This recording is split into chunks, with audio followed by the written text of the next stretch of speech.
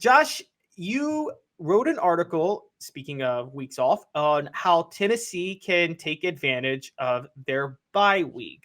And I just wanted to go through everything real quick and we'll get to it. But first, I just, on a general sense, what do you think this bye week is at the right time for Tennessee? Yes, I did start the article talking about the health, and I do want to clarify. As I mentioned, I don't think there is such thing as a bad time for a bye week. Sometimes that will come up. Well, a team's playing well. Do they really want to break? Yes, coaches always want to break. Coaches always want extra time to prepare for the next opponent, and players always want to feel better when they go out and play their next game. And an off week allows that. For Tennessee, I think it's especially true because Joe Milton has not been healthy since he suffered that knee injury against UTSA through the rest of that game and then the South Carolina game.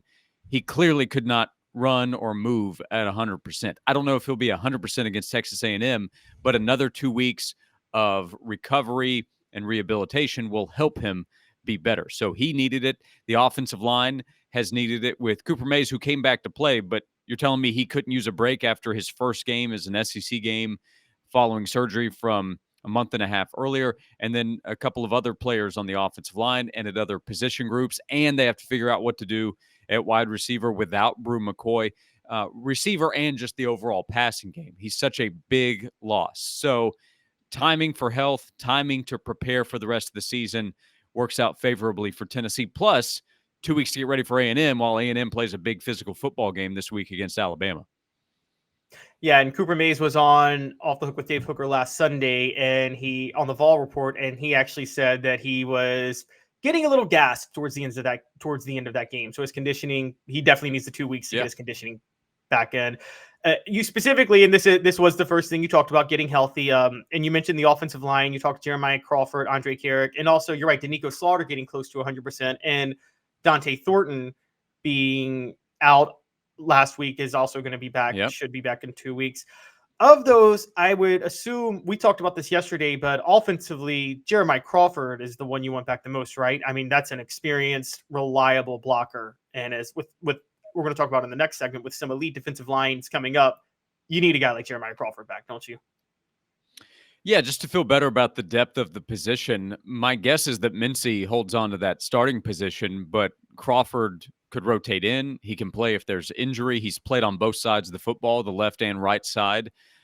So Tennessee has to expect that there will be injury again, that somebody could go down. You have to prepare for that. So Crawford for sure. I mean, Clark's played a lot. So if something happens to Ollie Lane or they want to rotate there or whatever the case might be, having him available can help the offensive line because the competition is about to get tougher for sure. Texas A&M, Alabama, Kentucky, they know how to play up front. And then a few weeks after that, Missouri's tops in the SEC in rush defense, and then Georgia could be the toughest opponent in this run of games that Tennessee's about to play in terms of what the offensive line is going to face. So, yeah, it's just everybody needs it. Dante Thornton's a big one, too, because he needs to play better. Last week, the story I wrote was about players who have been disappointing that need to play at a higher level, and Thornton is who I led the list with, but then he suffered an injury in practice, was not able to make an impact in the South Carolina game. But Tennessee needs him to be closer to the player coaches expected when they brought him in as a transfer from Oregon. Yeah, I'm. As a matter of fact, I wanted to ask you about that because I've been very critical of Dante Thornton, and a lot of people have tried to give him a pass because they talked about him being banged up. But that's not really an excuse, is it? Because he was messing up before he got hurt and dropping a lot of balls before that, wasn't he? Yeah, I mean, he's dealing with a hamstring injury, is my understanding, and that came from practice after the UTSA game. He has shown the ability to get open or get down the field. He just hasn't shown the ability to make plays consistently. The Florida game, he had a chance to go up and make a big play on a deep pass from Joe Milton. And I do think if you look back at that play, there was interference from the defense, but I also don't think it affected his ability to go up and catch the football. He just didn't make that play. On the next throw, though, from Joe Milton, he made a great pass down the seam, and Thornton was able to get past his defender and made a play for 40-plus yards. So, again, he's shown that ability, but he hasn't done it consistently. He has not come anywhere close to replacing Jalen Hyatt the way that fans hope. Squirrel White's getting closer to that, right? 9 catches on 9 targets this past week. But we've also heard about Thornton's ability to play on the outside, not just in the slot. And with Brew McCoy out, there is more of that opportunity. So Caleb Webb and Chaz Nimrod are two young players, second-year players that will have a chance to help. But Thornton is a player that, assuming he's healthy and ready to play, needs to make the most of his opportunities that have already been there in different spots, but more of those are coming if he makes the most of it.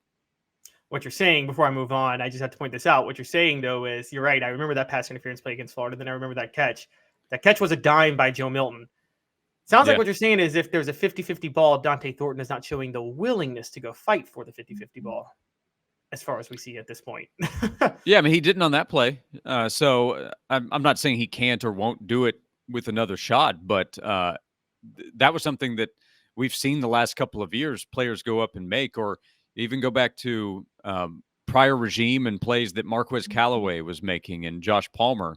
Those guys made it to the NFL because of what they were able to do going up and getting contested footballs. So Dante Thornton, with his size and athleticism, needs to show that he can make that play as well. It's not always going to be running wide open 5 to 10 yards away from your defender. Sometimes, I mean, one or two of those plays might be coming his way soon, but you have to go make tough catches too. Yep, totally agree. Moving on, it actually is a perfect transition to our next one, which is you talk about working on the passing game. And you lead with Tennessee's passing game hasn't clicked this season. And I agree. And I think a lot of people were happy with how comfortable Joe Milton looked last week, but he still threw 2 interceptions, both that were his fault. He didn't read a safety one, and he underthrew Jacob Warren on the other. So where are you at with the passing game and what they need to work on specifically this offseason? Well, the offense is going to be led by the running game. I already thought that coming into the season, and I think that's been emphasized over the last few weeks. There are ways that the passing game can actually supplement what the running game is trying to do. We've seen them attempt that in the first half of the season, and somebody like Dylan Sampson can help in the passing game. D. Williams, who is another bullet point but can be a part of this conversation, might have an opportunity as a pass catcher in the offense. Somebody that Off the Hook Sports viewers and readers have seen a lot from is Jacob Warren, and he had the touchdown catch. The other opportunity on the underthrown ball, that to me says look for Jacob Warren to have more opportunities. Both Warren and McAllen Castles are going to have an opportunity here, and Castles, I think, has shown the athleticism that excited Tennessee's staff, and he has the ability. He's another one that needs to be more consistent, can't drop the football, needs to make plays because the ball is going to come his way. And then let's see if Webb and or Nimrod. I like Caleb Webb a lot in terms of his ability, of what he can do. And those guys have worked with Joe Milton in practice a lot because if you remember in the spring, Tennessee's top players, including Brew McCoy, were either limited or out during the spring, and none of those guys played in the spring game. So we saw Caleb Webb make a big catch down the field and then score a touchdown. We saw him score a touchdown a few weeks ago. And the coaching staff truly believes in their ability, but can they do it against big-time SEC competition? It comes back to that question. I've also thrown out a lot of names here before I've even gotten back to Squirrel White or mentioned Ramel Keaton. Those are still 2 of the first guys I look to. Squirrel's probably going to lead the team in targets the rest of the way. I think that's a pretty safe bet. And then Keaton has played a lot. He had to step up last year when Tillman went down. Keaton's been in the starting role this season, but my guess is that Joe will look to him a little bit more often. So Keaton needs to step up as a senior and make some plays for Tennessee too, which I believe he knows. Yep, and Keaton's always been, he's Mr. Reliable to me. I told Dave he's kind of like the Jermaine Copeland was of the 98 national title team, where Jermaine Copeland wasn't going to be a go-to guy, but he was always there to make a play when you needed him to. Moving on, speaking of the offense, you talked about prepare D. Williams for an increased role. Is it rumors, or is Tennessee serious about maybe putting him on offense? I think it's serious. Austin Price was on our radio show this week and said he thinks D's days on defense, that's really difficult to say, are probably over at Tennessee, and he'll get a look on offense. Now, there's a lot that goes into trying to play in this offense. I know it's player friendly in terms of creating opportunities, but the offense itself is not all that easy to get used to if you're a newcomer to it. So getting used to the tempo, being able to run multiple plays, because you look at their rotation doesn't often exist within a series unless they run several plays, and you'll see a player tap his helmet, needs to get out of there to get somebody fresh in. But Tennessee wants to go quickly without subbing, so that means that D needs to be ready to run a few plays. Catching the football is not the same as a receiver versus as a return man. So there are differences, but The bye week, which is part of the conversation here, or the lead of it, allows a little extra time to create acclimation. What I do know is that D. Williams with the football is electric, and D. Williams on the field with other playmakers that we've talked about in Tennessee's offense could create quite the challenge for opposing defensive coordinators. Simply trotting D. Williams out there might cause confusion for an opposing defender, which leads to any of these guys we've talked about breaking wide open if there's miscommunication on the other side of the ball. If Williams is a weapon, and we know that he is in the return game, why not give him a look with a little extra time to prepare and injury concerns at receiver on offense? Yep. I agree. And if you just use him one time, even on a jet sweep, all of a sudden you totally change how the defense is going to operate against him. Yeah. Moving on to number 4, in-game communication.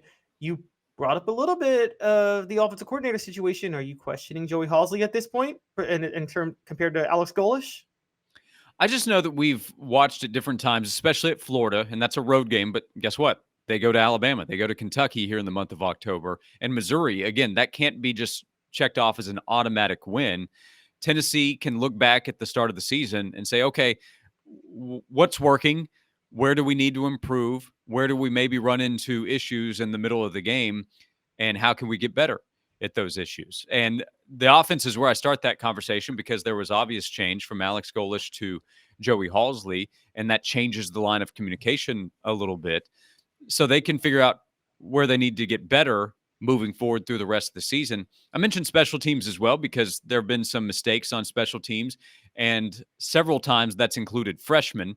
So they're learning, and you hope that they learn from those mistakes, like against UTSA, where Selden and Thielander had some either penalties or a mistake by Selden going after the football. Learn from that so you're better prepared for the rest of the season. But part of this, I don't even know what they would uncover. I don't know exactly what the line of communication is, but I know that they do, and they can figure out what's working and where they can get better. So it would be, the self-scouting category.